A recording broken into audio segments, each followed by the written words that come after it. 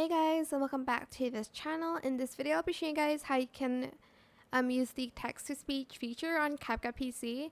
So go to the text section, go to default text, and just add in your text here. I'll just stick with default text, but you can type in anything you possibly want in the language that it's supposed to be in. But it's still, people will be able to tell, like, this is AI. But anyways, go to text to speech and select the voice you want for your text. For instance, Sarah, Default text. Jesse, Default text. then just like generate speech. And that is it. Super simple. That's how you can use the text to speech feature. A lot of people use Jesse for like their TikTok videos, if you can't tell.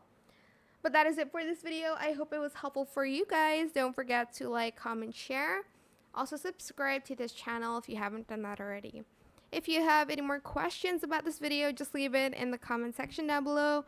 Try my best to answer them all for you guys. And if you found this video helpful, please click the thanks button as well. That is it. Thank you so much for watching. Bye.